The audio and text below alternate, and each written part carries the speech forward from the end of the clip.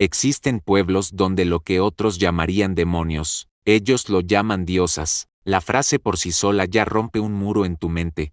¿Cómo es posible que aquello que en la mayoría del mundo representaba el mal, lo oscuro y lo prohibido, pudiera ser visto como un objeto de veneración? Esa paradoja es el latido que guía nuestro viaje esta noche. En casi todas las culturas, desde la Europa medieval hasta las colonias de América, la palabra bruja estuvo cargada de acusaciones y hogueras. La figura femenina unida al misterio, a la hierba, a la palabra susurrada en la penumbra, era sinónimo de peligro. Se les temía, se les perseguía, y se les trataba como una herida que debía cauterizarse con fuego. Pero, hay lugares que desafiaron esta lógica, rincones apartados del mundo, donde el miedo no ahuyentó a las brujas, sino que las coronó, donde no eran monstruos, sino deidades.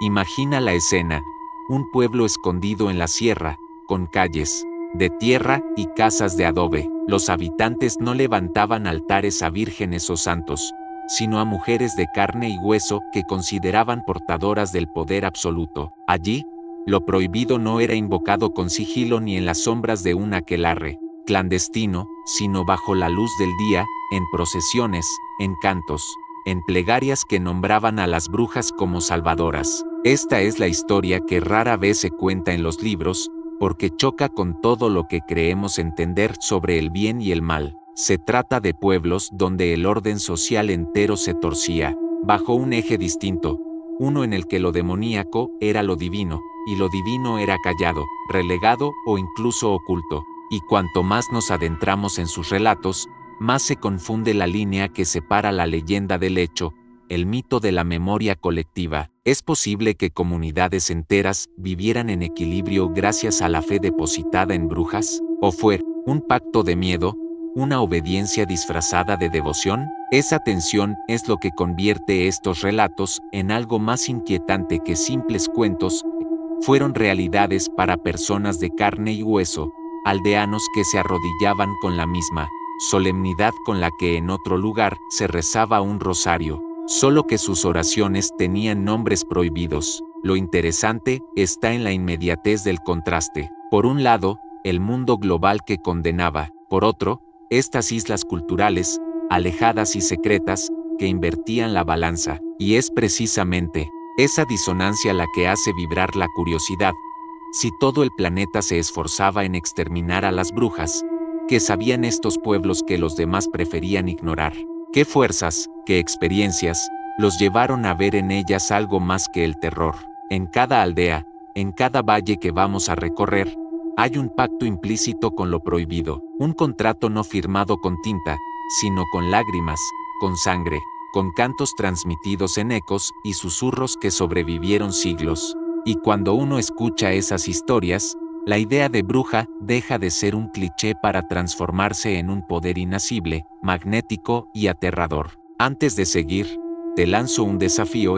Atrévete a ver este video hasta el final. Parece fácil, pero lo que viene no es apto para todos, porque el último pueblo del que hablaremos no solo es el más escalofriante, oficialmente, fue borrado de los mapas. No queda registro en templos, ni en archivos municipales, ni en crónicas eclesiásticas. Y aún así, hay huellas, sombras que se niegan a desaparecer. Así que ajusta el volumen, enciende apenas una luz tenue, y acompáñame en este camino donde lo sagrado y lo maldito se confunden hasta ser indistinguibles. Esta es la puerta de entrada. A partir de aquí, ya no hay vuelta atrás. Unos llaman esto superstición, otros lo llaman historia. Tú decidirás cómo lo nombrarás. Si logras llegar hasta el final de la noche, la historia de las brujas es, en esencia, la historia del miedo. Miedo a lo desconocido, miedo al poder sin explicación, miedo a la mujer que se atrevía a romper las normas que definían cómo debía verse, hablar, rezar o callar. Y sin embargo, bajo cada capa de miedo, existe también un subtexto más complejo, la fascinación, porque al mismo tiempo que la sociedad quemaba cuerpos en hogueras, también sembraba sin quererlo el aura de lo sagrado en esas mismas figuras. Antes de entrar en los pueblos específicos que rompieron con la lógica del rechazo, es necesario entender de dónde venimos. Europa, Siglo XV al XVII, un continente en constante tensión religiosa, política y cultural. En Alemania, en Escocia, en España, en Francia, las hogueras iluminaban la noche no como faros de fe, sino como teatros de terror.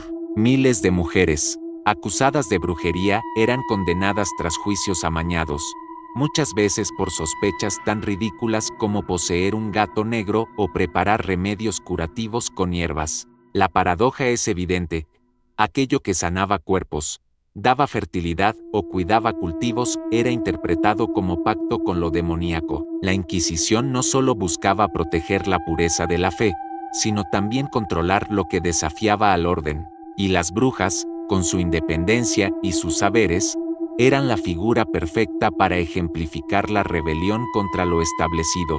De ahí que casi toda Europa comparta leyendas de aquelarres, reuniones nocturnas con el diablo, y de vuelos mágicos en escoba bajo la luna llena. Lo irónico es que en muchos casos se trataba de figuras de medicina popular, parteras y curanderas que eran esenciales para la vida cotidiana en los pueblos. La hoguera transformaba ese rol vital en espectáculo de castigo, pero cuando este imaginario cruzó el Atlántico, algo peculiar ocurrió. En América, especialmente en territorios conquistados por España y Portugal, se produjo un fenómeno de sincretismo. Religiones indígenas cargadas de símbolos, ritos y deidades femeninas se encontraron con la imposición cristiana.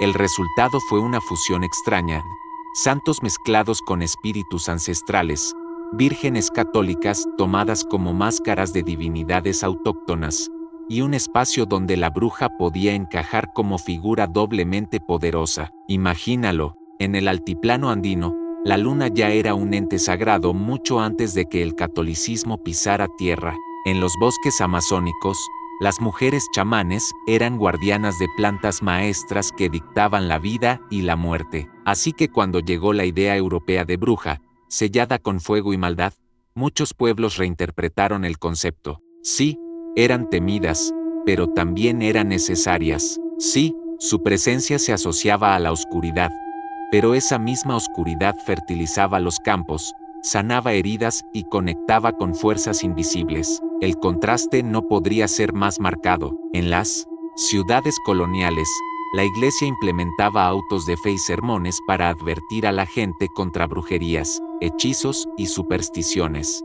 Mientras tanto, a un par de días de viaje, en las aldeas más apartadas, las velas no ardían para santos ni crucifijos, sino para mujeres a quienes reverenciaban como canales de lo divino. El altar se invertía: donde unos veían demonios, otros veían diosas. Hay crónicas coloniales que lo confirman.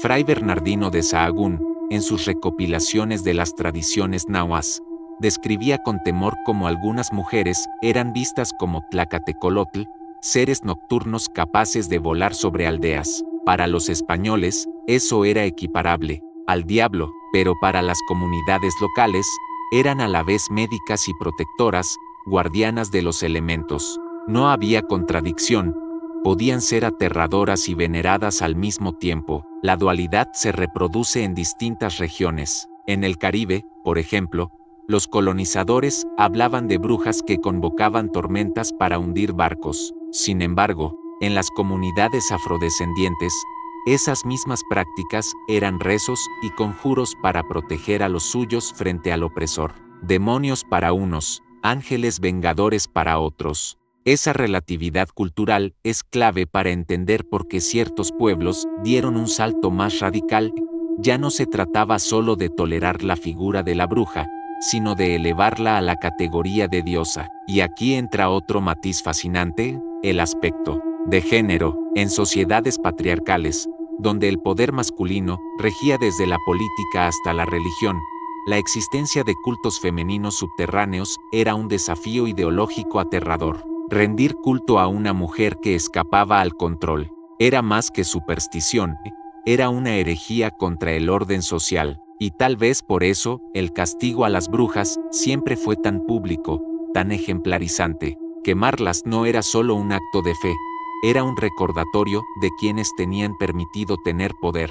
Pero en las aldeas que conoceremos pronto, ocurrió lo contrario. El poder femenino no solo era aceptado, era incuestionable. El tablero se volteaba. El símbolo que generaba pánico en el imperio era precisamente aquel que garantizaba la supervivencia en lugares bordeados por el hambre, la enfermedad y la incertidumbre del clima. Tal vez, al final, todo se resume a una lógica simple: tememos lo que no comprendemos hasta que lo necesitamos. Si un rezo a San Antonio no hacía llover, pero una bruja danzando desnuda en medio del campo lograba que las nubes se abrieran, ¿a quién le entregarías tu fe? La versión oficial decía que esa mujer servía al demonio, pero el campesino veía pan en la mesa, maíz en el molino, hijos sanos en sus brazos. ¿Demoníaca o divina? Tal vez ambas, tal vez ninguna, y así es como surgieron distintos grados de reverencia. En algunos lugares, las brujas eran respetadas,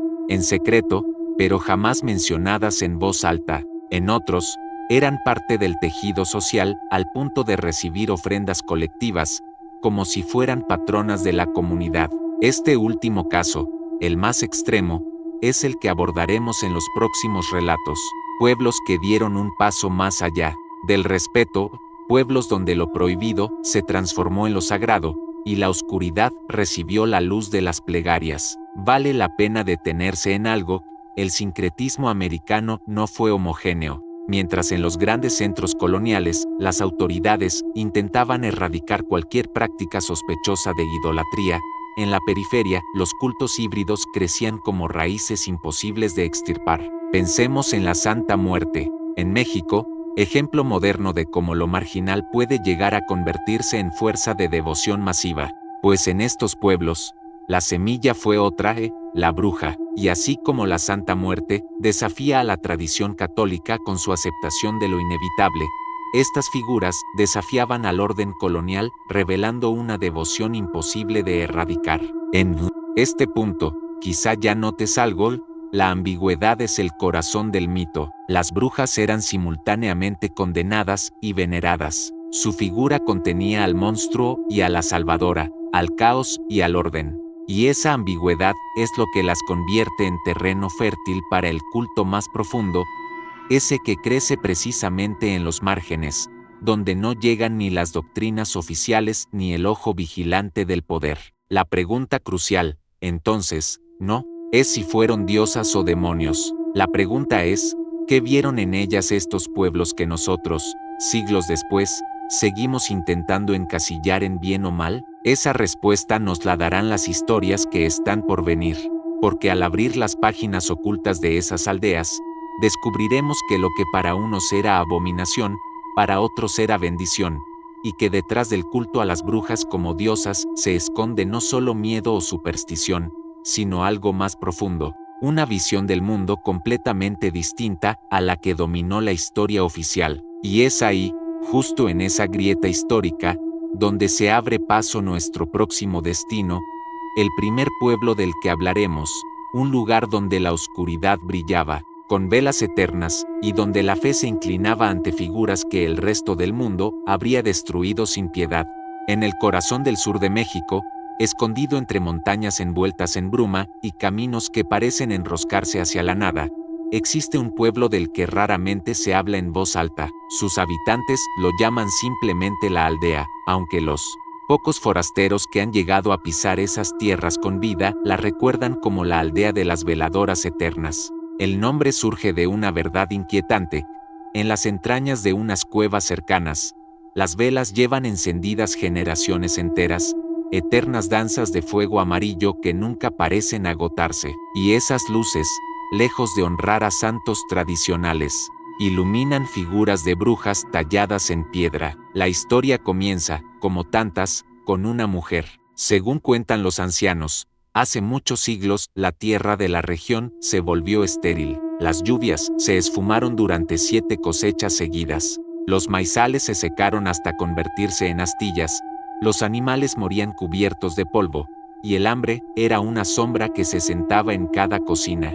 Fue entonces cuando apareció ella. Nadie sabe de dónde vino. Algunos dicen que llegó desde las montañas desnuda, con la piel marcada de cicatrices. Otros juran que era una viuda expulsada de su aldea por sospechas de brujería. Lo cierto es que tenía un nombre prohibido, que nadie pronuncia incluso ahora. Según la leyenda, esa mujer lanzó una maldición a los hombres que gobernaban con tiranía el lugar. Les dijo que cada semilla sembrada moriría, que el polvo cubriría las casas, y que el hambre los obligaría a arrodillarse. Nadie la tomó en serio, pero poco después, las últimas reservas de alimento se llenaron de plagas, y los estanques se secaron de la noche a la mañana. El pueblo, desesperado, la buscó para implorar misericordia, y allí ocurrió lo siniestro. En lugar de ocultarse o huir, ella aceptó el rol de juez y salvadora. Les enseñó un ritual. La ceremonia se celebró en una cueva cercana, donde la mujer ordenó encender velas y colocarlas frente a una roca húmeda, afirmando que allí habitaba la esencia oscura de la tierra. Las velas debían permanecer encendidas, siempre, nunca apagarse, porque si lo hacían, la maldición regresaría con furia. A cambio de mantener ese fuego eterno, prometía otorgar fertilidad a la tierra, abundancia en los campos y protección contra enfermedades. Así, lo que había comenzado como condena se convirtió en pacto, y así nació la veneración. Con el tiempo, la mujer desapareció. No hay relatos claros de su muerte. Algunos dicen que se internó en la cueva y nunca más fue vista. Otros aseguran que durante una noche de lluvia desbordante, se disolvió entre los relámpagos, pero su presencia quedó inscrita en las piedras. Los aldeanos comenzaron a tallar su figura en roca, primero en secreto, luego con descarada devoción. Le daban forma de mujer envuelta en mantos, con ojos hundidos y sonrisa leve. La primera escultura aún se guarda en la cueva, un rostro agrietado, como si respirara entre flamas. Desde entonces, cada familia de la aldea tiene su turno para mantener las velas encendidas. De día, pastorean, siembran y cosechan. De noche, con pasos sigilosos, descienden a las cuevas, cargando nuevas veladoras y pequeños tributos, mazorcas tiernas, sangre de gallina, hilos rojos tejidos como amuletos. Ahí, bajo el titilar hipnótico de miles de velas, recitan plegarias prohibidas, piden lluvia, salud, protección contra envidias y enemigos. Lo más perturbador es el silencio con que transmiten estas tradiciones. Nadie las enseña en voz alta. Los niños aprenden observando, repitiendo los gestos de los mayores.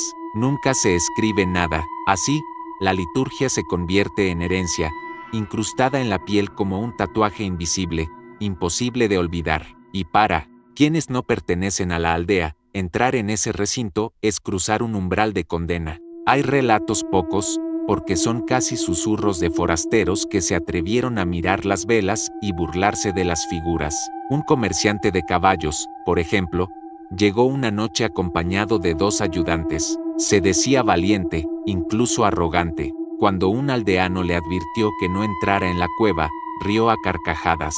¿Rendir culto a una vieja loca? Supersticiones de campesinos ignorantes. Entró con el machete en mano, dispuesto a apagar las velas. Nunca salió. Sus ayudantes afirmaron que apenas cruzaron el umbral, las velas titilaron con una violencia antinatural, como si fueran sopladas por respiraciones invisibles.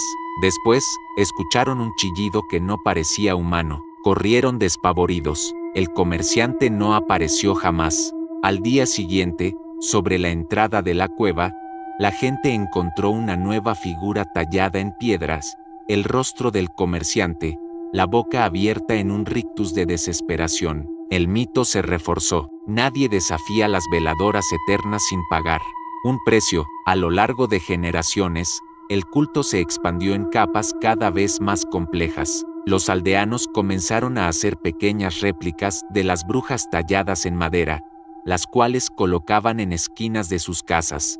Frente a cada réplica, encendían velas que supuestamente se conectaban con la llama en la cueva original.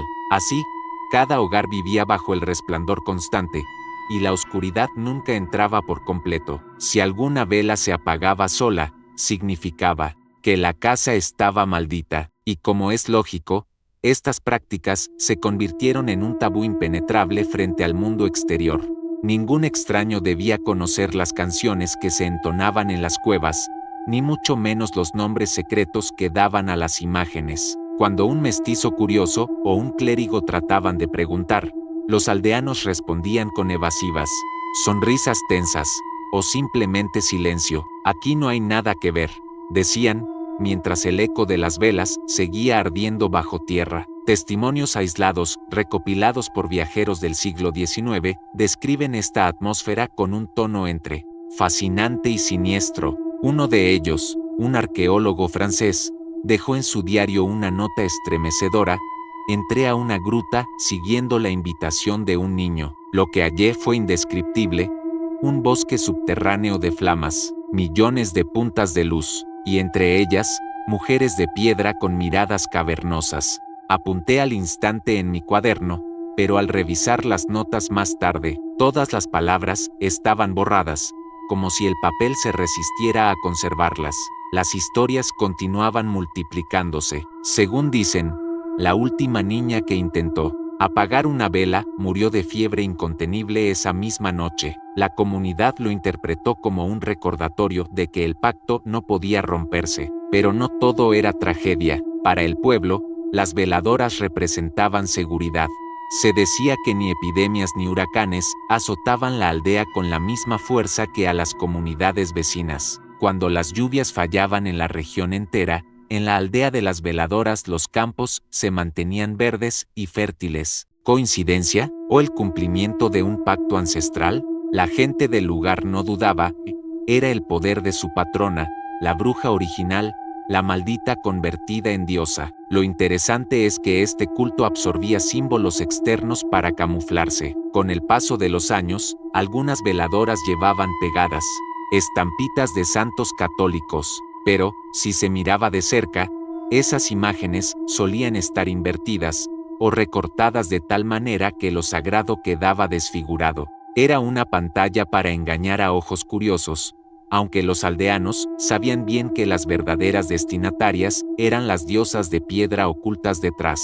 El paso del tiempo nunca apagó esas velas, incluso en épocas modernas, con electricidad y bombillas instaladas en los alrededores, las cuevas permanecen encendidas. Algunos trabajadores sociales y maestros rurales han intentado cuestionar la práctica, señalando riesgos de incendio o superstición. Nunca permanecen mucho tiempo. Uno de esos maestros, según el rumor, desapareció justo después de declarar, en una cantina cercana, que las esculturas de la cueva eran ridículas supersticiones. Semanas enteras de búsqueda no hallaron rastro, pero en la cueva apareció una nueva figura tallada, un hombre con gafas redondas, el rostro torcido en horror.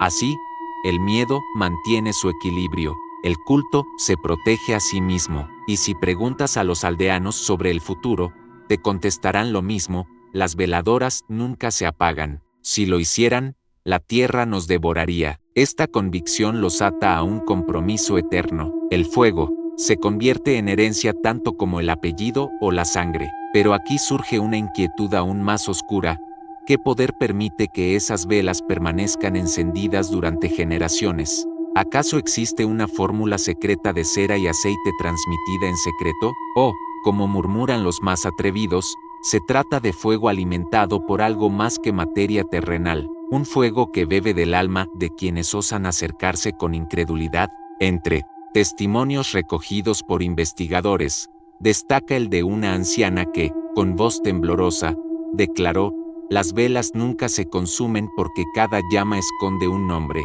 Los que desaparecieron alimentan esa luz. Mientras más incrédulos se pierdan, más eterno se vuelve el fuego, y allí radica lo perturbador. Porque si es cierto, las figuras talladas en piedra no serían solo homenajes, sino prisiones. Piel de piedra para quienes se rieron, para quienes dudaron. Cada nueva escultura, cada nuevo rostro petrificado, se alza como prueba de que la cueva cobra su tributo de carne a cambio de prodigios. Lo cierto es que hasta hoy, nadie ha documentado el ritual completo en detalle. Los aldeanos cuidan los secretos con un celo feroz. Académicos han intentado grabar ceremonias con cámaras ocultas, pero los aparatos fallan, las grabaciones se borran, las pilas se agotan en segundos, y aquellos que insisten demasiado simplemente, nunca regresan. Así se mantiene viva la aldea de las veladoras eternas, en el rumor, en la sugestión, en esa frontera entre devoción y terror. Un lugar donde lo prohibido es lo más sagrado, y donde el fuego, en lugar de consumir, conserva. Y si tras escuchar esto piensas que se trata únicamente de una superstición campirana, ten cuidado, los pueblos que veneran a las brujas como diosas rara vez son ingenuos. Son comunidades que sobrevivieron a plagas, colonizadores, inquisidores y modernidad. Resistieron con sangre, con fuego y con miedo, y lo que para ti es absurdo, para ellos es parte de la vida misma. Pero la aldea de las veladoras es solo el umbral. Lo que viene ahora no es únicamente veneración, es devoción transformada en luna, en sacrificio, en destino sobrenatural. Si lo que viste aquí te parece perturbador, prepárate, porque el siguiente pueblo no solo adoraba a las brujas. Ellos creían compartir su sangre. Lo que acabamos de escuchar sobre la aldea de las veladoras eternas nos deja una sensación ambigua. Por un lado, admiración ante la perseverancia de un pueblo que parece haber encontrado protección en la llama perpetua. Por el otro, escalofrío al descubrir que cada chispa podría ocultar el rostro petrificado de un incrédulo desaparecido. Ese es el filo donde se mueve toda esta travesía, la frontera delicada entre mito y devoción, entre lo que los escépticos llamarían superstición y lo que los creyentes defienden como verdad incuestionable. El escepticismo tiene lógica. ¿Cómo aceptar que velas ardan durante generaciones sin consumirse? ¿Cómo no pensar que cada nueva desaparición es casualidad, un accidente, un mito que crece por repetirse tantas veces? Pero la devoción también tiene fuerza. Para los habitantes de esa aldea, la obligación de mantener el fuego eterno no es anécdota, es vínculo, herencia, pacto sagrado que define su identidad.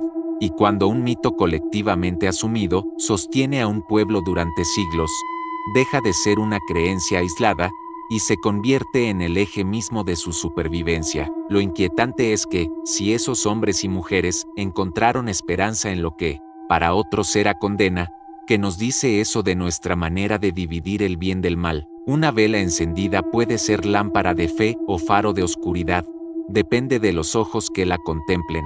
Entre mito y devoción, la bruja se erige como símbolo doble, protectora y verdugo, diosa y demonio, y aunque en la aldea de las veladoras eternas su figura fue inmortalizada con piedra y fuego, el próximo destino va aún más allá. Allí, la veneración no era secreta ni temerosa, sino abierta, deslumbrante. No se conformaban con esculpir imágenes o mantener llamas escondidas en cuevas.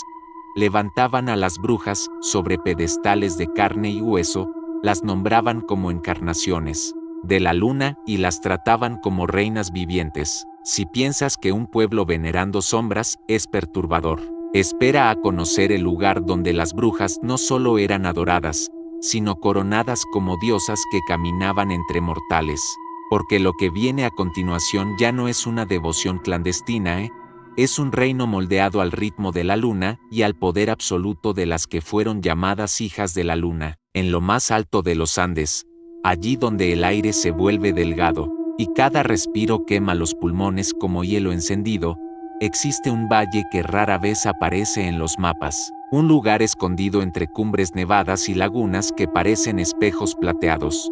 A ese sitio, según viejos relatos, se le conocía como el Valle de las Hijas de la Luna. No era un valle cualquiera, sus habitantes sostenían que las brujas que vivían allí no eran simples mujeres con poderes, sino descendientes directas de la misma diosa lunar. Las crónicas son escasas y contradictorias, pero convergen en una misma idea. En este valle remoto, cada generación daba a luz a ciertas niñas marcadas. La señal podía ser un lunar con forma de media luna en la frente, un brillo extraño en los ojos cuando miraban hacia la noche, o un llanto peculiar el día de su nacimiento, parecido más a un canto que a un gemido. Esas niñas no crecían como las demás. Desde muy pequeñas, eran separadas de sus familias y conducidas a un santuario construido de piedra blanca, en la ladera más alta, donde vivían apartadas del resto de la comunidad. Allí eran criadas, en aislamiento, alimentadas de rituales y cantos antiguos, vestidas con mantos azules que imitaban el color del cielo nocturno. La gente del valle no las veía como humanas comunes, sino como oráculos, hijas vivientes de la luna, a quienes correspondía interpretar los ciclos naturales y garantizar el equilibrio de la vida. Se decía que tenían el poder de dominar tormentas. Cuando las nubes se acumulaban demasiado tiempo sobre los picos, bastaba con que una de ellas subiera al santuario y danzara al ritmo de tambores de cuero para que el cielo se abriera en minutos. O, por el contrario, si la sequía consumía los campos, podían invocar lluvias con un canto grave que parecía mezclarse con los truenos. Con esta fe, los campesinos vivían bajo una dependencia absoluta, sembraban con esperanza, pero esperaban la bendición de las hijas para confiar en la cosecha, y la prosperidad del ganado, contaban, dependía también de ellas. Cuando alguna de estas mujeres colocaba sus manos sobre el lomo de una llama o una alpaca, los animales crecían fuertes y fértiles.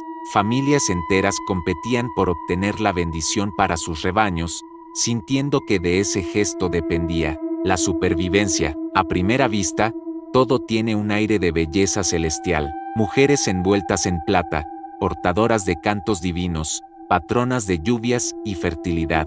La imagen misma podría confundirse con la poesía viviente de un pueblo que reverenciaba lo femenino en lo natural.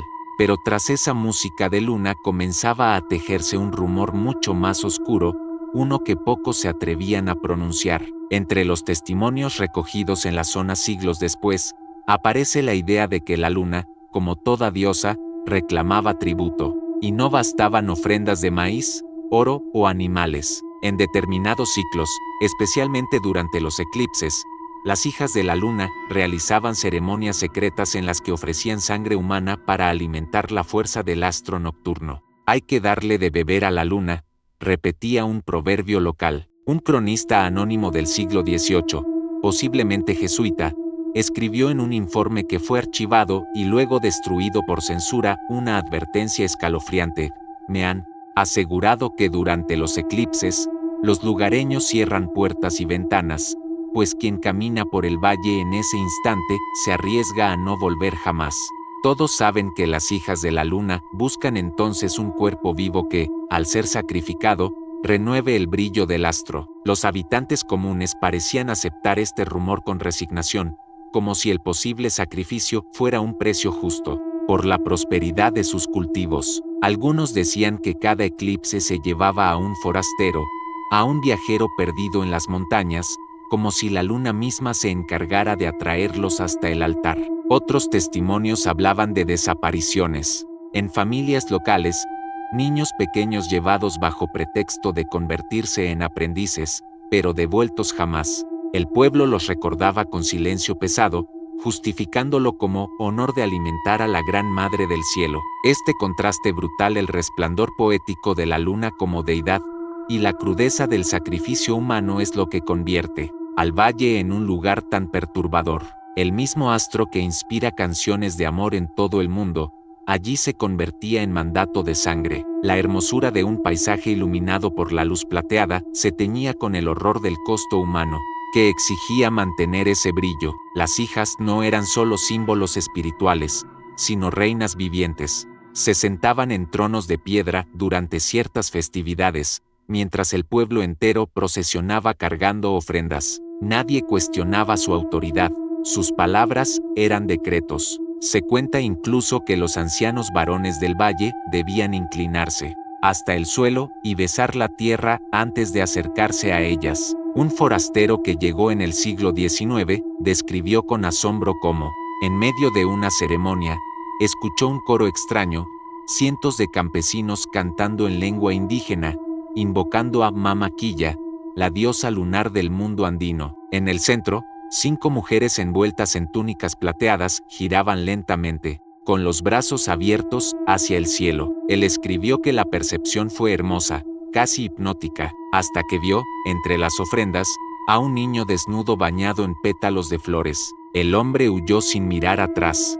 Hay quienes dirán que estos relatos se exageraron, inflados por la imaginación de religiosos coloniales que buscaban demonizar ritos indígenas, y puede ser cierto que la línea entre mito y realidad se desdibuja, pero lo inquietante es cómo las historias coinciden entre sí, incluso en labios de generaciones distintas, mujeres con esos dones, desaparecidos durante eclipses, rebaños benditos, tormentas obedientes, fragmentos que se ensamblan en un mosaico de devoción y miedo. La idea de coronar como diosas a seres humanos también tiene un componente social perturbador, porque mientras el resto del planeta imponía jerarquías masculinas, reyes, sacerdotes, guerreros, el valle estaba gobernado por un poder femenino absoluto, y no cualquier poder, uno que exigía obediencia no solo por fe, sino por temor a represalias cósmicas. Imagina crecer en un pueblo donde todo lo que posees, tus cosechas, tu ganado, la vida de tus hijos, depende de la sonrisa o del silencio de mujeres envueltas en plata. El paisaje refuerza la atmósfera, montañas nevadas reflejando la luz lunar, quebradas profundas que parecen tragarse los ecos, lagunas donde la luna se multiplica y devora el cielo en espejos interminables. Es fácil sentir que el astro domina allí con más intensidad que en ninguna otra parte del mundo, y es dentro de ese escenario donde los relatos cobran fuerza. Los viajeros que alcanzaron el valle, incluso cuando escaparon ilesos, recordaban haber sentido una opresión extraña. Uno de ellos afirmó que por las noches era imposible dormir. Desde el santuario en la ladera llegaban cantos femeninos que no tenían fin, un coro interminable que se enredaba con el viento y se colaba en el alma. Al tercer día, escribió, comencé a soñar con un rostro de plata que exigía sangre. Entendí que si me quedaba más tiempo, acabaría entregando la mía. Hoy, poco queda del valle. Muchos aseguran que con la llegada definitiva de autoridades religiosas, las prácticas comenzaron a diluirse. Las hijas de la luna fueron desapareciendo del imaginario público, aunque rumores persisten de que aún existen descendientes escondidos, guardianas silenciosas que mantienen el rito fuera de ojos modernos. Y siempre queda esa advertencia: durante los eclipses, las montañas retumban con cantos antiguos, y en algunos pueblos cercanos todavía recomiendan no viajar de noche, por miedo a ser el tributo reclamado por la diosa. Si todo esto es mito o historia, resulta difícil determinarlo, pero quizá lo más perturbador no sea decidir cuál es la verdad, sino aceptar la posibilidad de que un pueblo entero pudiera vivir siglos bajo la certeza de que su prosperidad dependía de alimentar a la luna con sangre humana. Y si lo que vimos en la aldea de las veladoras eternas nos mostró la devoción subterránea del fuego, lo que nos revela el Valle de las Hijas de la Luna es aún más crudo: el poder celeste de una diosa que brilla hermosa y devora con la misma intensidad. Y sin embargo, mientras la bruma de los Andes se disipa poco a poco en nuestra memoria, lo que aguarda más adelante es todavía más inquietante, porque hay pueblos donde la bruja no dependía de la fe, ni de la poesía, ni siquiera de la luna. Allí su poder era político, tangible, mortal. Lo que viene no es solo un mito de diosas, sino un dominio absoluto de carne y sangre, y en ese dominio, quien se atrevía a resistirse, terminaba hundido en las aguas rojas de un río que todavía lleva su nombre. Hasta ahora, hemos recorrido dos paisajes radicalmente distintos: un pueblo que mantenía encendida la llama subterránea, en honor a una bruja protectora, y un valle andino donde las hijas de la luna brillaban como diosas vivientes, hermosas y siniestras a la vez. Pero si dejamos que esas historias reposen un instante en nuestra mente, aparece un hilo conductor ineludible. Aquello que para el mundo exterior era oscuridad y condena, para estas comunidades se convirtió en fuerza, refugio y poder. Los campesinos de las montañas mexicanas encontraron en las veladoras un consuelo frente al hambre y la incertidumbre. Su fe en la mujer maldita convertida en deidad no era un capricho supersticioso, era la diferencia entre el campo estéril y la milpa floreciente. En su lógica, encender una vela eterna no era adorar al mal, sino asegurar la vida misma. Lo que, para el extranjero, era demoníaco, para ellos, era protección tangible. En los Andes, el razonamiento fue similar. La veneración hacia las hijas de la luna no se debía a una abstracción mística, sino a un cálculo vital. Ellas eran las que desataban la lluvia en tierras que podían morir de sequía en cuestión de semanas. Eran las que bendecían el ganado, el alimento que sostenía a comunidades enteras. Sí, había un precio oscuro, desapariciones, rumores de sacrificios, pero el pueblo lo aceptaba convencido de que sin la luna alimentada, sin esas mujeres divinas, la vida sería mucho más cruel. En esa perspectiva, no se transforma el horror en necesidad. Aquí descubrimos un matiz muy inquietante.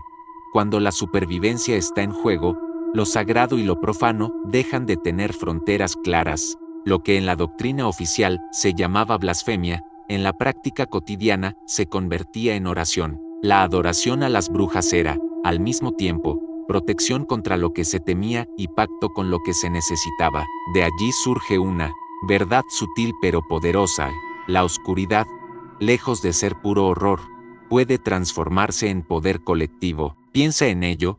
Esos pueblos encontraron fuerza precisamente en lo que otros temían. ¿Qué es más aterrador? ¿Una mujer solitaria en la noche preparando brebajes? ¿O todo un pueblo que la reconoce como patrona o diosa? Lo individual se vuelve inmenso cuando se colectiviza. Lo que antes era sospecha de una hereje aislada, ahora era fe compartida que unía a comunidades enteras. Nadie se atreve a desafiar a lo que todos adoran. Así, el mismo símbolo que en las ciudades significaba hoguera, en los rincones olvidados se transformaba en cimiento de identidad. Pero hay un punto aún más delicado. A medida que la línea entre devoción y protección se hacía borrosa, también empezaban a mezclarse los límites entre obediencia y sometimiento. Cuando la ayuda dependía de las brujas, su palabra se volvió ley. Si ellas decían que había que encender miles de velas, se encendían. Si afirmaban que la luna pedía sangre, se entregaba. El paso de proteger a gobernar era casi inevitable, y lo que inicialmente surgió como culto cargado de gratitud, en algunos lugares derivó en dominio absoluto. Ese es el trasfondo más inquietante. Cuando el miedo se funde con la fe, la devoción deja de ser elección, se convierte en mandato, y lo que para algunos era un lazo con lo divino, para otros significaba el yugo de un poder inquebrantable. Por eso, lo que nos aguarda a continuación marca un cambio radical en nuestra travesía, porque el siguiente pueblo no se limitó a venerar a las brujas ni a tratarlas como diosas lejanas. No, en el corazón de la selva, ellas gobernaban como soberanas de carne y hueso, controlaban cada aspecto de la vida, y exigían tributo no desde la fe, sino desde el terror. Y ahí sí, ya no hablamos de devoción, hablamos de dominio absoluto. El aire de la selva amazónica nunca está quieto. Es un tejido sofocante de zumbidos de insectos, cantos de aves que parecen lamentos humanos, y el rugir lejano de aguas desbocadas. Quien se interna en ella lo sabe.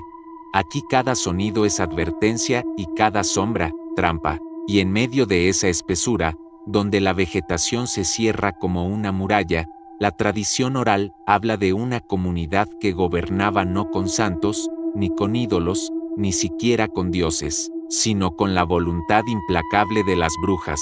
La conocían como la comunidad del río de sangre. El nombre no era metáforas, se decía que las aguas cercanas teñían de rojo después de ciertos rituales, cuando la corriente arrastraba ofrendas humanas. Era un matriarcado absoluto, regido por un consejo de mujeres que no se contentaba con la devoción simbólica. Ellas no inspiraban, ellas mandaban. Su palabra era decreto, y su poder se sostenía en la versión más cruda del pacto con lo invisible, la sangre. Los ancianos de las comunidades vecinas aún susurran nombres que prefieren no repetir en voz alta. Dicen que las brujas eran 7 y vivían apartadas en chozas de palma, rodeadas por guardianes felinos amaestrados, jaguares que solo respondían a sus voces. Controlaban el río, la casa y el destino del pueblo. Su ley era clara: quien quisiera abundancia en la selva debía ofrecer sacrificios, no de animales, sino de sangre humana. A cambio, los espíritus de la jungla abrirían los caminos de la cacería, los arcos nunca fallarían, y los peces acudirían dócilmente a las redes. El ritual más temido se celebraba cuando la luna se alineaba con ciertos puntos de la constelación de Escorpio. Los tambores comenzaban a resonar al atardecer, retumbando contra los troncos como un corazón desbocado. La lluvia, casi obediente, se desataba en medio del canto, y en ese escenario desbordante, los cuerpos elegidos eran arrastrados hasta la orilla. Las voces femeninas entonaban invocaciones guturales, mientras las dagas de obsidiana abrían la piel. La sangre caía en el río, y los aldeanos aseguraban que el flujo respondía. El agua se agitaba como si hirviera, y adquiría un resplandor rojizo que no se mezclaba ni se dispersaba, sino que avanzaba como vena viva en dirección a la corriente. Quien se oponía desaparecía sin rastro. Hay relatos de hombres que, ebrios de valentía o desesperación, se atrevieron a cuestionar al consejo de brujas. Sus cuerpos nunca fueron hallados. Lo único que quedaba eran huellas de arrastre en la tierra y, al borde del río, ramas rotas empapadas en un líquido espeso y oscuro. Así se alimentaba el mito de que el agua misma obedecía a las brujas, devorando a quienes negaban su autoridad. Cuando los primeros exploradores europeos llegaron en el siglo XIX, escucharon fragmentos de esta historia con desconcierto. Algunos desestimaron los relatos como fábulas locales. Otros, en cambio, lo vivieron en carne propia. En un informe redactado por 2 misioneros italianos alrededor de 1830, se describe cómo, durante su estancia, comenzaron a escuchar cada noche un mismo sonido, tambores, a lo lejos, que nunca cesaban, incluso de madrugada. Una madrugada recogieron, en sus cuencos, agua del río para beber, y la hallaron teñida de rojo. Al principio culparon a sedimentos naturales, pero cuando intentaron bendecirla, uno de los cuencos estalló en sus manos. El documento también aseguraba que al tercer día presenciaron algo imposible de olvidar. En la distancia, sobre la ribera, distinguieron a un grupo de mujeres con antorchas. Al compás de sus cánticos, las aguas comenzaron a elevarse como si fueran obedientes, formando pequeñas olas que no correspondían a la dirección de la corriente. Uno de los misioneros huyó despavorido, el otro desapareció entre la selva. Posteriormente, un grupo de exploradores británicos dejó un registro aún más estremecedor. Llegaron al área buscando caucho y cartografiando territorios.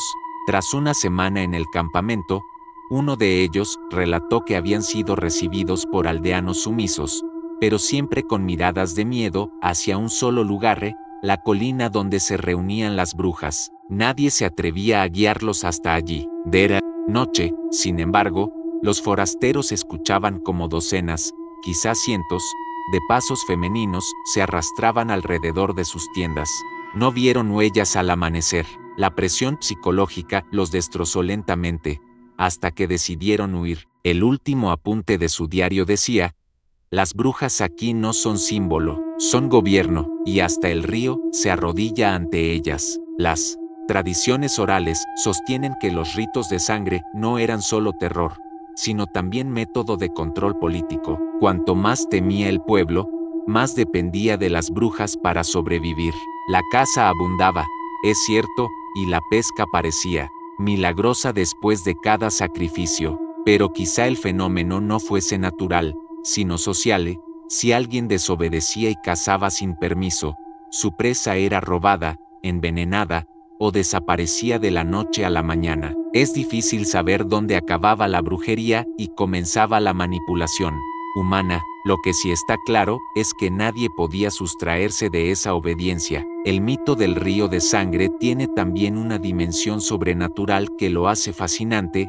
Se habla de que, durante los rituales, el caudal adquiría un rugido extraño, como si miles de voces emergieran desde el fondo del agua. Algunos aseguraban haber visto rostros flotar en la superficie, como si las víctimas devoradas por el río regresaran para observar a los vivos. Otros insistían en que, al beber del agua, podía escucharse un murmullo dentro del estómago, un eco de lamentos guardados bajo piel humana. Las madres, cuentan, advertían a sus hijos: no mires fijamente al río en noche de tambores, te devolverá la mirada, y ya no podrás apartar los ojos. una maldición que encadenaba incluso al más incrédulo. El clima mismo parecía obedecer a estas fuerzas. En las jornadas de sacrificios, llovía siempre, como si el cielo llorara. Sin embargo, al terminar el ritual, la selva se mostraba fértil y abundante. La comunidad vivía prisionera en un ciclo de temor y necesidad, como ovejas protegidas por lobas que dictaban cuándo debía caer cada vida. Hoy, casi nada queda de la comunidad del Río de Sangre. Según relatos de viajeros modernos, el área está cubierta por espesura intransitable. Algunos antropólogos han afirmado que el mito fue inventado para infundir miedo en tribus enemigas, una manera de disuadir incursiones con la amenaza de brujas sanguinarias. Pero lo inquietante es que, aún ahora, quienes se atreven a navegar por ciertos afluentes de la Amazonía aseguran que el río mantiene momentos de extraños destellos rojos, como si el agua recordara. La memoria de esta comunidad, mezcla de política y hechicería, revela lo más perturbador hasta ahora, como la devoción puede transformarse en tiranía, porque en el Río de Sangre ya no se trataba de venerar a la oscuridad por elección, era obedecerla por obligación.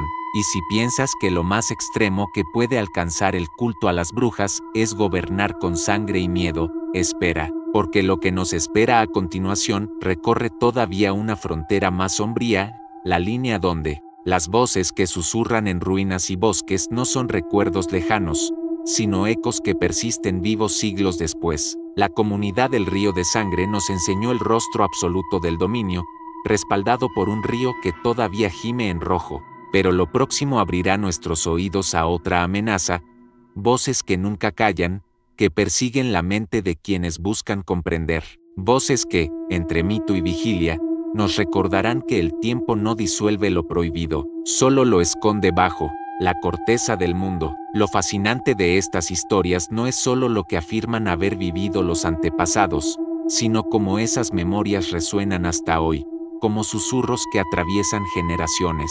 En la aldea de las veladoras, las llamas siguen ardiendo en cuevas ocultas. En el Valle de las Hijas de la Luna, los eclipses aún despiertan cantos de advertencia, y en la ribera del Río de Sangre, el agua todavía refleja destellos rojos cuando nadie debería mirarlos. Son relatos que no mueren porque, de algún modo, siguen latiendo en la voz de los descendientes. Las abuelas cuentan estas historias al calor del fogón, mientras los niños escuchan con los ojos bien abiertos. Y esos niños, con el tiempo, se convierten en adultos que transmiten el mismo secreto a los suyos. No importa cuántas veces llegue la modernidad con su promesa de luz eléctrica, escuelas y televisores, la tradición, una vez sembrada, nunca se extingue. Los relatos se disimulan, se disfrazan de cuentos infantiles, de advertencias triviales, pero mantienen intacto su núcleo de misterio. Ese susurro es lo que les da fuerza, porque cuando una historia se grita, puede ser refutada, pero cuando se susurra, se instala en el subconsciente, crece en la sombra, y se vuelve imposible de erradicar. Así sobrevivieron los mitos pese a inquisiciones, colonizadores y autoridades modernas, escondiéndose en voces bajas, donde nadie podía capturarlos del todo, y es precisamente en esa permanencia silenciosa donde se abre el camino hacia lo que viene. Hasta ahora, hemos hablado de aldeas que parecen reliquias del pasado, memorias remotas que pudieron haber desaparecido con sus últimos guardianes. Pero, ¿qué ocurre cuando esas prácticas no son historia, sino presente? ¿Qué pasa cuando un pueblo, en pleno siglo XXI, sigue encendiendo ofrendas, realizando danzas prohibidas y tallando figuras en madera vieja como si el tiempo no hubiera pasado? Los rumores dicen que existe un bosque donde las guardias nocturnas todavía escuchan risas femeninas entre los árboles, y donde los habitantes no niegan su adoración a las brujas, sino que la defienden como secreto de familia. No hablamos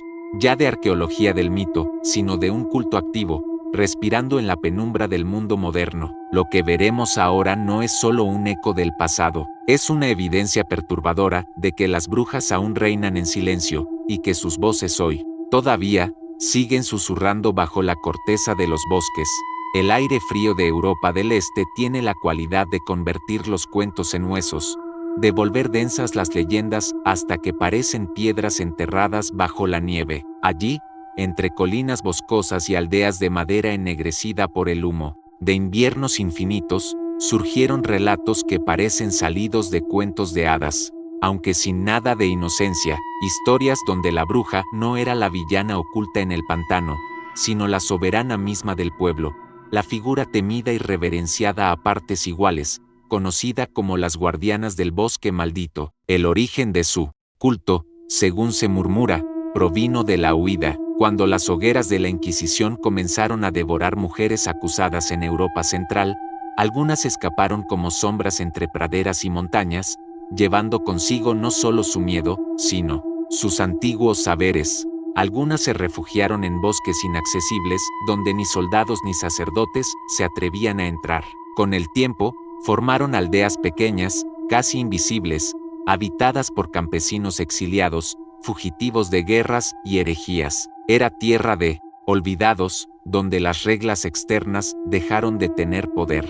Y allí, en ese terreno fracturado, fueron las brujas quienes asumieron el mando. No eran líderes simbólicas, ejercían autoridad real, determinaban matrimonios, juzgaban disputas, fijaban cuándo sembrar y cuándo ayunar. El precio de su protección era la lealtad absoluta. Los aldeanos comenzaron a llamarlas guardianas, porque decían que los cuervos las escoltaban en bandadas, anunciando sus llegadas con graznidos ensordecedores.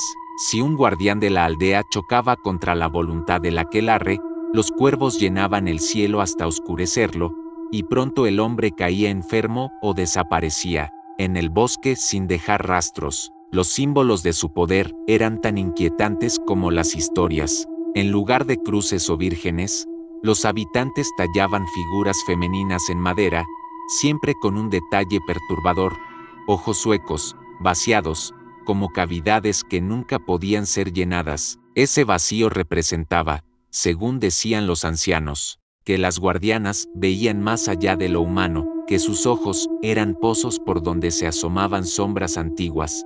Estas tallas se colocaban en las entradas de las casas, igual que un crucifijo, para garantizar que el poder sobrenatural las protegiera. Una casa sin ídolo era un hogar maldito. En feria de contraste irónico, lo sobrenatural se había vuelto tan cotidiano que ya nadie lo discutía. Para un aldeano que nacía bajo la mirada de los cuervos y crecía viendo a su madre llevar ofrendas al bosque cada luna llena, no existía contradicción, se trataba simplemente de la vida. Era como aceptar las estaciones o la nieve. Las guardianas estaban ahí, y punto. Las leyendas locales son viscerales, cargadas de imágenes imposibles de ignorar. Entre ellas, destaca la de la novia desaparecida. Contaban que en un pueblo aledaño, durante la Edad Media tardía, se celebraba una boda en pleno invierno. La novia vestía un largo vestido blanco y era conocida por su belleza delicada. Ojos como invierno soleado, decían los hombres. Pero en medio de la ceremonia, cuando todos bailaban arropados por el calor de las hogueras, ella desapareció. Al principio creyeron que era juego o nervios. Horas después, la buscaron desesperadamente por senderos nevados. Nunca apareció. Semanas más tarde, un leñador afirmó haberla visto en lo profundo del bosque. Ya no vestía de blanco, sino con un manto de lana oscura, y lo más escalofriante es, no lloraba ni pedía ayuda. Al contrario, reía con una manada de cuervos girando sobre su cabeza. Reía junto a las guardianas, como si ahora fuera una de ellas. Desde entonces, los aldeanos repitieron con miedo una advertencia: ninguna mujer entra al bosque en noche de bodas, porque el aquelarre reclama lo que quiere. Hay otros relatos más sombríos. Uno describe a un campesino que se negó a entregar parte de su cosecha como ofrenda. Días después, se encontraron sus herramientas en la orilla de un arroyo, pero el agua corría teñida de un rojo pálido, imposible de explicar. Su familia colocó un ídolo de ojos huecos sobre su tumba, suplicando que las guardianas aceptaran finalmente esa ofrenda tardía. Lo inquietante de todas estas historias no es solo la violencia, sino el barniz casi legal que las envolvía. Las brujas no actuaban como espectros caprichosos, sino como monarcas severas. Dictaban castigos y recompensas con un orden que los pobladores aceptaban como ley natural. Desde afuera podría parecer tiranía, pero desde dentro era la única forma de supervivencia, y los aldeanos, ya acostumbrados a huir de inquisiciones y ejércitos forasteros, preferían arrodillarse ante sus guardianas que confiar en instituciones lejanas que solo traían hogueras y guerra. Los detalles de sus funciones diarias sorprenden. Al amanecer, algunas guardianas recorrieron el bosque con cuchillos rituales, cortando ramas que luego enterraban en la entrada de la aldea. Decían que servía para confundir a los extraños, desorientándolos hasta que se extraviaban y jamás encontraban salida. Durante cosechas fallidas, cazaban gallinas negras y regaban la sangre en los idolillos de ojos huecos. Tras ese rito, casi siempre aseguraban que un ciervo gordo aparecía cerca del pueblo, como ofrenda de la selva misma. Los viajeros que llegaron hasta allí, entre los siglos XVIII y XIX, dejaron notas inquietantes. Un comerciante polaco escribió: «Me recibieron en silencio, pero en cada puerta me observaban figuras de mujeres vacías por dentro. De noche, escuché un coro de voces femeninas entremezclado con graznidos, y lo peor, no distinguía cuáles eran humanos, cuáles eran aves». Otro documento atribuye a soldados austríacos experiencias extrañas. Mientras marchaban por aquellos bosques, se vieron rodeados de cuervos de manera tan densa que el aire parecía negro. Uno a uno comenzaron a perderse, hasta que de la expedición solo regresaron unos pocos, todos con el mismo relato. Habían visto a mujeres en la ribera de un río, extendiendo los brazos, y el agua misma se inclinaba hacia donde ellas apuntaban. La relación con los cuentos de hadas resulta inevitable. ¿Cuánto de lo que conocemos hoy en historias como Hansel y Gretel, o relatos de viejas en bosques oscuros proviene de cultos como este, donde brujas gobiernan comunidades reales? Es como si los cuentos infantiles fueran máscaras suavizadas, de realidades mucho más crueles, pintadas para que las generaciones posteriores pudieran soportarlas sin saber que alguna vez fueron verdad. Los bosques de Europa del Este son, al fin y al cabo, espacios con memoria propia. Cada tronco ennegrecido pudo ser testigo de procesiones, de risas femeninas bajo la luna, de rostros que alguna vez fueron humanos y que terminaron convertidos en ídolos con ojos vacíos. Quizá por eso los nómadas siempre repetían: entra al bosque de día, porque de noche no sabe si sus árboles son de madera o de carne petrificada. Hasta hoy, ciertos pueblos dispersos en esas montañas mantienen la costumbre de colocar figuras humanas talladas en madera en los alféizares de las casas.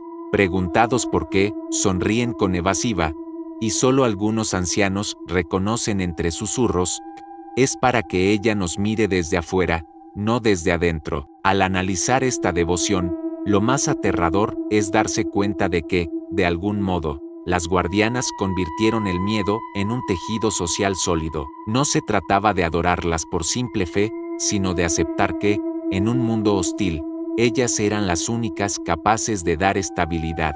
¿Acaso no es esa la esencia del poder? Conservar lo frágil mediante la amenaza de lo eterno. La historia de la novia perdida lo resume bien: un símbolo transformado, lo que debería ser la celebración de la fertilidad y el futuro de una familia. En aquel bosque se convirtió en el crudo recordatorio de que la vida de cualquier mujer podía ser absorbida por el aquelarre. La boda, ese triunfo de la unión, se deformaba en risa nocturna compartida con sombras. Así, entre cuentos convertidos en pesadillas y bosques convertidos en reinos, el mito de las guardianas sigue susurrando hasta hoy. Y si los ojos huecos tallados en madera nos parecen un recordatorio ya suficientemente perturbador, lo que nos espera a continuación suena aún más inquietante. Un pueblo borrado incluso de los mapas, un lugar del que apenas quedan rumores porque las autoridades mismas se empeñaron en hacerlo desaparecer. ¿Qué podía esconder esa comunidad para merecer no solo el olvido, sino el borrado intencional? Prepara el oído. Lo próximo no son leyendas disfrazadas de cuentos, sino una historia prohibida, un nombre tachado con fuego, pero que aún late en la boca de quienes juran haber visto campanas sumergidas sonar desde el fondo del mar. Hasta Ahora hemos viajado por aldeas escondidas, valles celestiales y bosques que respiran en la penumbra de su propio mito. Todas estas historias han sobrevivido gracias a la transmisión de voces, cantos y recuerdos dispersos. Pero lo que viene a continuación es distinto, porque no hablamos de un mito tolerado por el silencio del tiempo. Hablamos de un lugar que alguien quiso borrar deliberadamente. Los rumores coinciden en que existió un pueblo costero. Algunos lo ubican en el Caribe, otros en los litorales del Golfo, donde las brujas no solo eran reverenciadas, sino consideradas la máxima autoridad espiritual y política, dueñas del mar y del destino de cada habitante. Su culto creció tanto, tan desafiante para la Iglesia y para el poder colonial, que las instituciones no se conformaron con condenarlo, decidieron aniquilar incluso la memoria de su existencia. Los archivos oficiales donde se lo mencionaba desaparecieron en incendios sospechosos. Manuscritos completos fueron retirados de bibliotecas y cronistas locales fueron perseguidos hasta forzarlos a retractarse. Los archivos fueron quemados. La Iglesia lo declaró inexistente, pero su sombra sigue viva. Ese es, quizá, el detalle más escalofriante. El intento de borrarlo solo multiplicó su aura espectral. Un pueblo que oficialmente nunca existió, y sin embargo sigue apareciendo en los bordes de mapas antiguos, tachado con tinta negra. Los pescadores que recorren ciertas costas dicen escuchar campanas sumergidas, repiques que emergen desde las profundidades del océano en noches de tormenta. Otros aseguran que, al acercarse demasiado a las ruinas ocultas bajo las aguas, se sienten observados por procesiones invisibles. Quienes han buscado su rastro cuentan de una maldición insistente. Los nombres de esa comunidad se desvanecen de las notas escritas, como si la tinta se secara en blanco. Los más creyentes lo interpretan como la voluntad de las brujas mismas. Continuar existiendo en la negación, reinar en el borde del olvido, donde nadie pueda atraparlas del todo. Y es allí, en ese epicentro de lo maldito y lo divino, donde nos dirigimos ahora, porque si soportaste las veladoras eternas, a las hijas de la luna, el río teñido de sangre y las guardianas de los bosques, lo que te espera es la sombra definitiva, un pueblo que no debe ser nombrado, pero cuya leyenda aún respira bajo el mar. Esa es la última puerta y ya está entreabierta. Hay pueblos que desaparecen por errores humanos, guerras, hambrunas, plagas, y hay pueblos que, según la voz popular, no desaparecen, sino que se hunden arrastrados por su propia maldición, por un pacto que nunca debió firmarse. En la costa caribeña existió, o al menos así lo aseguran rumores transmitidos durante generaciones, un lugar tan prohibido que, al pronunciarlo, los ancianos bajaban la voz. Un pueblo donde las brujas no eran perseguidas, ni toleradas, ni veneradas a escondidas. Allí eran reinas, diosas encarnadas en carne mortal, dueñas del mar y del destino. Su culto fue tan absoluto que incluso hoy muchos lo llaman con un solo apodo estremecedor: el silencio de las sombras. Imagina una aldea costera de casas de madera y techos de palma, rodeada de manglares y con el horizonte abierto a un mar que parecía infinito. De día, era un puerto discreto para comerciantes. De noche, el pueblo entero se transformaba, las hogueras se apagaban, las calles quedaban en penumbra, y el sonido del océano se mezclaba con cánticos femeninos graves, tan profundos que parecían surgir de las profundidades mismas del agua. Los visitantes decían que, al caer la luna, todo el pueblo se alineaba hacia la playa, como un cuerpo único, aguardando órdenes de sus sacerdotisas del mar. Estas brujas aparecían envueltas en túnicas negras, caminando en procesión hasta la orilla, lanzaban sal y flores al agua, dibujaban símbolos con cuchillos de coral sobre la arena, y, al final, se inclinaban hacia las olas como si hablaran directamente con ellas, y las olas respondían.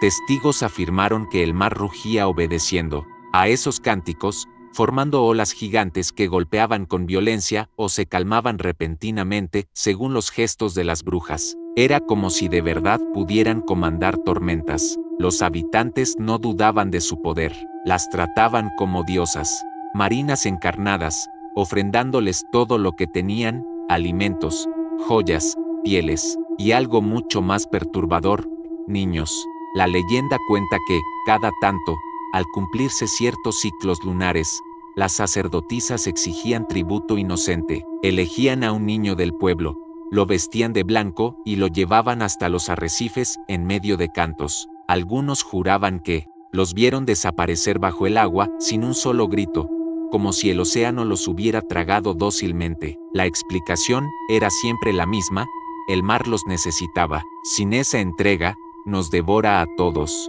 Los forasteros que llegaron hasta allí buscando comercio pronto entendieron que ese pueblo no se regía por lógica conocida. Mercaderes europeos y corsarios intentaron negociar pescado y maderas, pero más de una embarcación desapareció frente a esa costa. Los sobrevivientes, pálidos de terror, juraban haber visto figuras de mujeres encapuchadas de negro, caminando sobre el agua mientras entonaban himnos guturales. El mar entero parecía responderles, levantando paredes líquidas alrededor de los barcos intrusos hasta hundirlos sin piedad. Lo más inquietante eran las campanas. El pueblo tenía una iglesia, construida con fachada modesta y campanario bajo, pero nadie recordaba un sacerdote estable. Esa iglesia era más un disfraz, una máscara frente a ojos curiosos. Se decía que, bajo el suelo de piedra, las brujas se reunían para invocar fuerzas más antiguas que cualquier dios impuesto,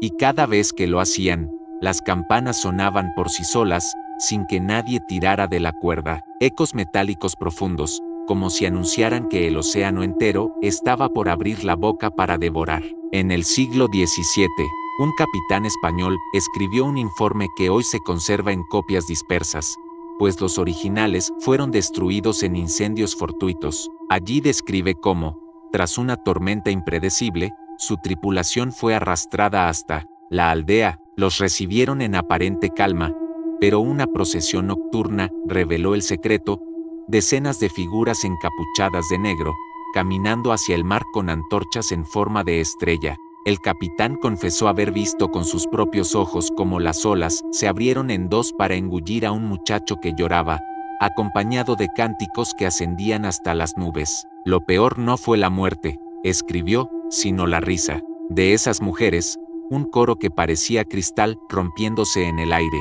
El final de este pueblo no llegó por conquista ni epidemia, llegó con una tormenta. Una noche, un huracán azotó la costa con tal violencia que borró por completo a la comunidad.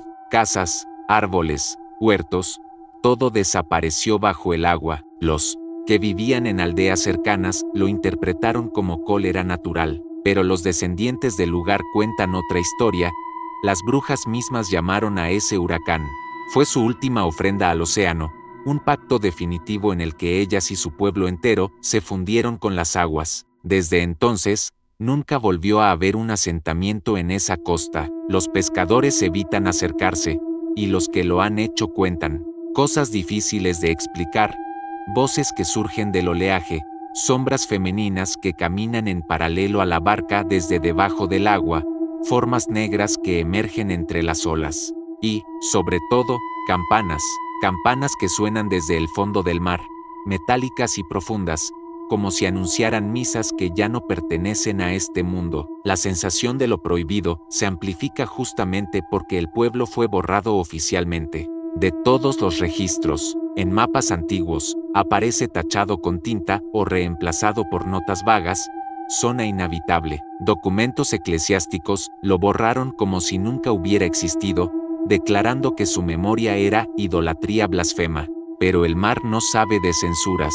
El mar devuelve su secreto en forma de ecos imposibles de silenciar. Los más supersticiosos dicen que las brujas no desaparecieron, sino que siguen reinando bajo el agua, convertidas en diosas marinas completas. Afirman que cada huracán que golpea el Caribe es en realidad una procesión de esas sombras negras, que aún danzan en círculos invisibles bajo la tormenta.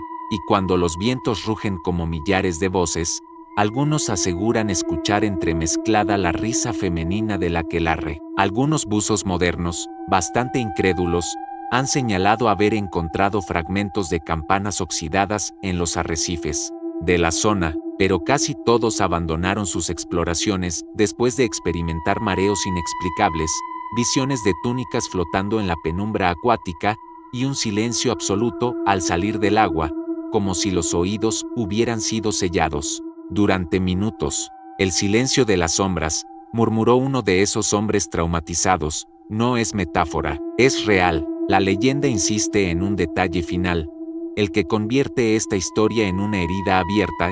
Algunas noches, en medio del vaivén del oleaje, se escuchan con claridad campanas sumergidas, ásperas, graves, que no deberían sonar jamás. No hay viento ni metal que pueda producir ese sonido, y sin embargo, resuena, y quienes las escuchan aseguran que no se trata de advertencias, sino de llamados. Llamados para que alguien más se sume al pueblo hundido, para que las sombras nunca dejen de crecer. El mar guarda sus secretos mejor que cualquier archivo, y quizá esta leyenda sea la más peligrosa de todas porque no pertenece al pasado enterrado, sino a un presente que aún se mueve con calma engañosa. Y si alguna vez visitas el Caribe y, al caer la noche, escuchas repiques bajo las olas, recuerda lo que dicen los locales con un suspiro resignado: ese sonido no es del viento, son las campanas de un pueblo que nunca debió existir. Y sí, aún vuelven a escucharse.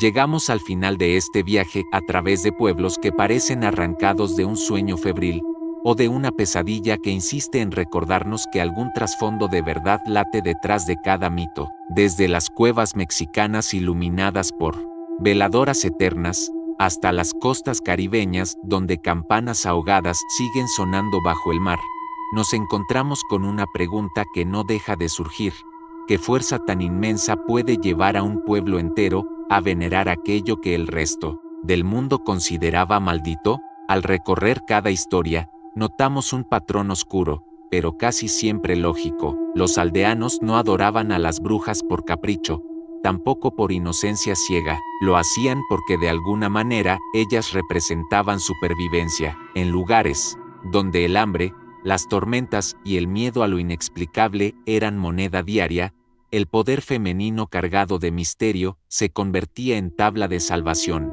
Pensemos en la aldea de las veladoras eternas. Lo que comenzó como una maldición lanzada por una mujer repudiada se tornó en pacto colectivo con el fuego. ¿Qué es más racional, dejar morir las cosechas por mantenerse fiel a un dogma, o encender velas perpetuas y garantizar alimentos para los hijos? Para estos campesinos, lo terrible no era la bruja, sino la posibilidad del hambre. La veladora se volvió su lámpara de vida. Saltamos a los Andes y encontramos en las hijas de la luna un ejemplo aún más complejo. Detrás de la belleza poética de mujeres que llamaban a las lluvias, se esconde la idea brutal del sacrificio humano. Pero, incluso eso tenía sentido dentro de su cosmovisión.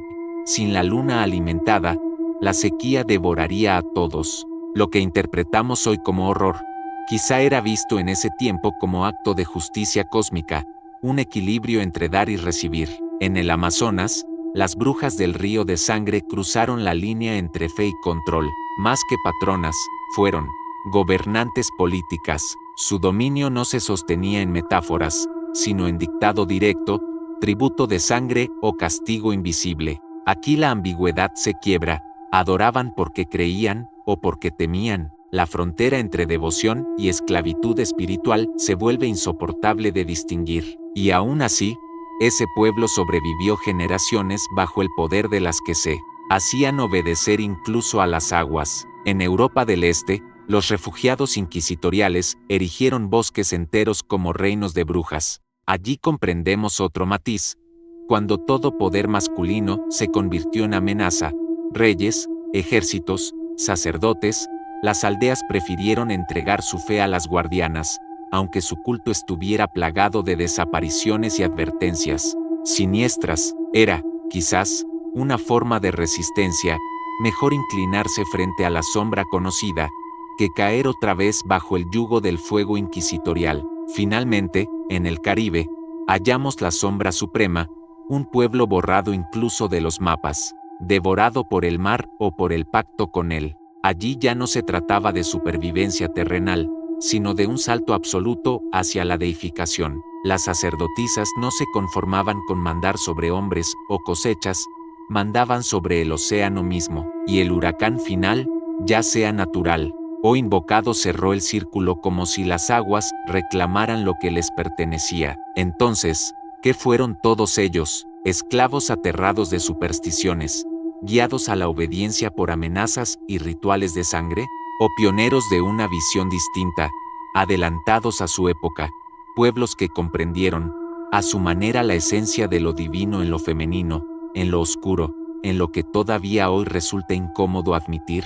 La respuesta no es sencilla. Quizá no exista una sola, porque cada historia late en un punto intermedio, mezcla de devoción sincera y miedo atávico, de supervivencia y reverencia. Al final, lo más honesto es aceptar que, para esos pueblos, las brujas no eran demonios ni diosas incomprensibles como las imaginamos ahora, eran ambas cosas a la vez, y en ese equilibrio vivieron y murieron generaciones completas. Hay un elemento que no podemos olvidar: el poder de la voz colectiva. Todas estas historias se mantienen vivas porque alguien las contó una y otra vez. Una abuela al calor de la hoguera, un viajero que jamás se atrevió a volver, un pescador que juró escuchar campanas bajo el mar. El susurro persistió, y con él, el mito, y en ese susurro está también la advertencia, porque quizá las brujas no desaparecieron nunca, quizá simplemente aprendieron a cambiar de máscaras, a esconderse en rituales familiares, en danzas secretas, en oraciones disimuladas. Tal vez nos rodean todavía, invisibles, esperando ser nombradas otra vez. Después de todo lo escuchado, la pregunta regresa, afilada como una daga: ¿y tú? ¿Te atreverías a entrar en un pueblo donde las brujas son diosas? Donde cada paso es observado por ojos de piedra o por campanas bajo el mar, donde la devoción no es opción, sino destino. Muchos dirán que no, otros sentirán la curiosidad recorrerles la piel, y ahí, en esa inquietud, es donde las leyendas se alimentan de nosotros aún hoy. Y ahora, un desafío para ti: si llegaste hasta este punto, has soportado velas eternas, lunas hambrientas, ríos teñidos de rojo, bosques vigilados y pueblos hundidos. Eres parte de una minoría capaz de atravesar la oscuridad sin apartar la mirada. Demuestra que sobreviviste a este recorrido escribiendo en los comentarios la frase: bruja soy, bruja seré. Al hacerlo, formas parte de esta cadena de voces que no calla, de esta comunidad que se atreve a nombrar lo prohibido sin retroceder. Y quién sabe, tal vez las mismas brujas que escucharon a esos pueblos siglos atrás lean tus palabras en el eco digital. Tal vez sonrían ante tu valentía, o tal vez decidan que acabas de abrir la puerta para que ellas entren en tu propia historia, porque las brujas nunca se fueron, solo esperan, y la devoción, o el temor, siempre será elección tuya.